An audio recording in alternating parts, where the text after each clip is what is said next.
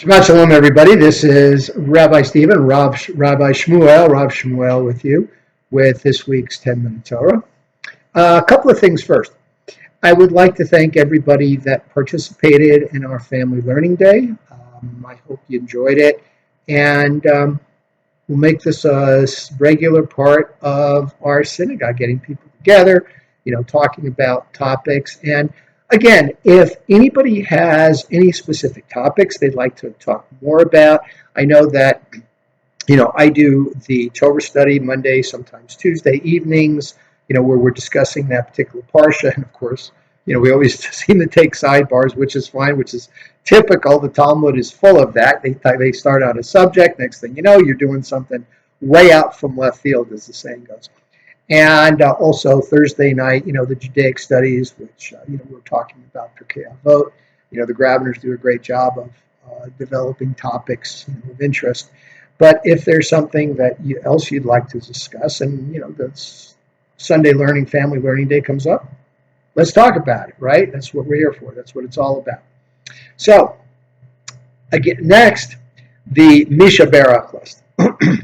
And, excuse me, the Misha Barak list, who will be blessed, that's what it means, is a list of those whose health is not where it ought to be, not where it should be. And this is to draw attention to those folks that are in need of healing. And this way we pray. So what we're looking to do, it's been somewhat, it's been fairly organized, but as in everything, there's always places where it can be improved. And what we want to do is be better up to date on that list. So if somebody submits a name, we'll probably put your name there, just so we can check with you from time to time. If a name's been there for 6 months, is the person getting better? Does it need to be off? Did unfortunately something else happen and they need to be off the list? We just want to keep up with it. Right now, there's like over 100 names on the list, which is fine. If people need prayers for their healing, fine. But if somebody is on the list and they don't need to be, let's make it a little bit more efficient. Okay, this week we have a double portion. And yes, this is a leap year with 4 extra weeks, but we are doubling up on this week's portion, Matot-Masei. And these 2 portions basically close the book of Numbers. It's the end of the book of Numbers. So why are we doubling up on these 2 portions, and why now? Well, when the rabbis, almost 1,000 years ago, put together the Torah schedule, because the Torah schedule is actually fairly new in Judaism, and I'm going to talk about that in a few seconds. What Judaism started out being was offerings in the temple, right? That's what everybody else was doing, and we were doing animal offerings. Other nations didn't exactly confine their offerings to animals, and that was a big problem for Hashem. And we'll get to that in a couple of seconds as well. So when the second temple was destroyed, and Rabbi Yehuda Hanasi, Rabbi Judah the Prince, started getting all the sages together and say, okay, we need to have a Judaism. First of all, we need to save Judaism. And those of you in my Miller class will remember the conversation we had. And actually, we had a conversation about this in Judaic studies as well. They said, we got to adapt Judaism, this religion that we're going to call Judaism, to a situation where we don't have a main temple anymore and we're not doing offerings. God said, you only do the offerings in one place I will show you. That was Jerusalem. No more temple, no more offerings. And it's been that way for a couple of thousand years. So how do we stay in touch with Torah? Well, at the beginning of the Second Temple period, it was Ezra the scribe that started canonizing. That's the word, put together the Torah. Then, as the Rabbi Judah the Prince and the sages were putting together Judaism and putting together the Talmud, they were also canonizing what we now call the Tanakh, the Hebrew Scriptures, Torah, Nevi'im, and Ketuvim, prophets and the writings.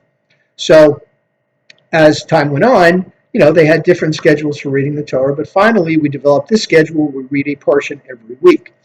And there are years, 7 times in 19 years, when we have to have a leap year because we are a lunar calendar and we are 11 days shorter than the solar calendar. And if we didn't have the leap year, ultimately Passover would end up in the winter when the Torah says it's the month of Aviv, Chodesh HaAviv, the month of spring, the first month of the spring, and it would put it back to winter. So we need to add another month. That's what we do. We add a second Adar, Adar 2. And yes, just kind of a little trivia there. Purim is always in the Adar. That's 30 days away from Passover. So in a leap year, it's in Adar 2 instead of Adar 1.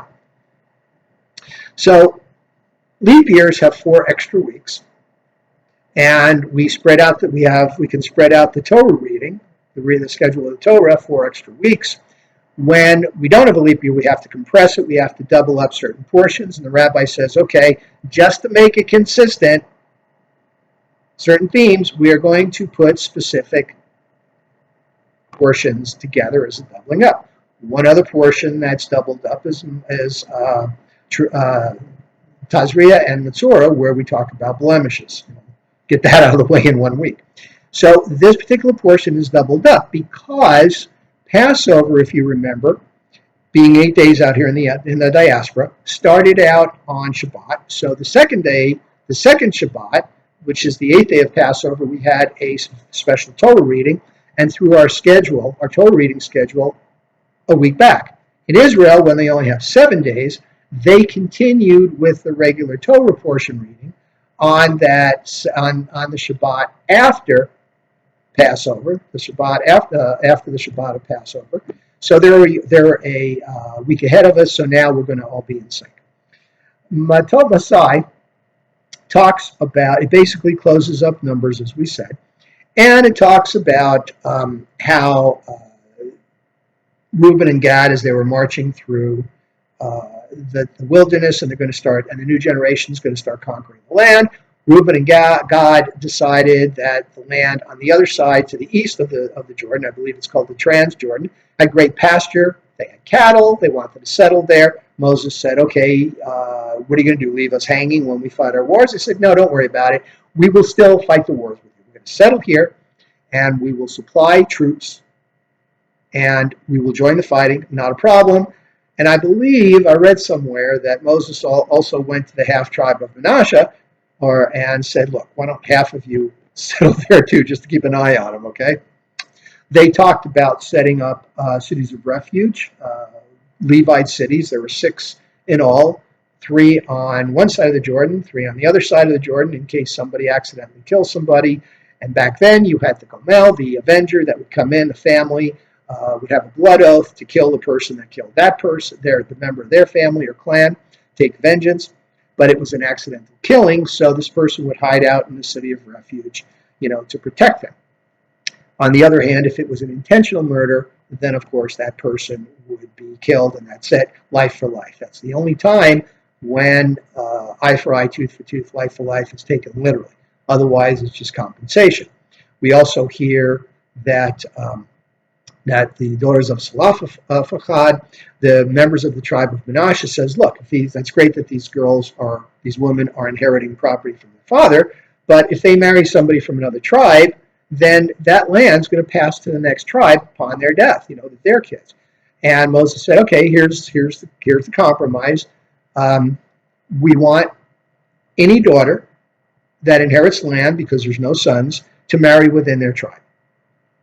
And everybody seemed to be happy with that, and that's what the daughters, the 5 girls, the 5 ladies did. Okay, so let's talk about a controversial subject. And that controversial subject is the fact that God tells the Israelites, when you take the land of Canaan, we want you to harass the Midianites, we want you to kill them, because of what they did. They tried to seduce everybody into lust and draw us away from the Torah. And also, we want you to take the land and do what you have to do. And we want you to, anybody puts up a fight, then you do what you got to do. Let's face it, you got to kill them. And today, we look at this and say, isn't that kind of barbaric?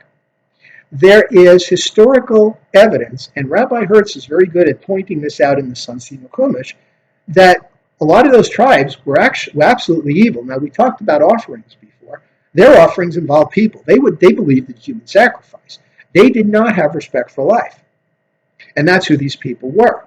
So part of setting up our people in the promised land was to show the world what a righteous and moral and ethical society can be.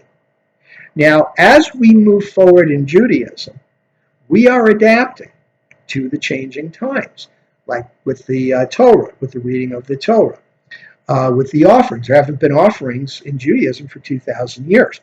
We build the next temple, the third temple. I submit to you it's going to be one big synagogue. I don't think we're going to be doing offerings anymore, and some of our prophets, like Isaiah and Jeremiah, have already addressed that. So we'll see what happens, okay? But we have to understand that it was a different time. The world was kind of lawless. I know what you're saying. Not much has changed, and you're right, it hasn't. That's why we Jews have to stay true to Torah, and that's what I'm going to leave you with. Shabbat Shalom. Thank you for listening, and let's keep learning.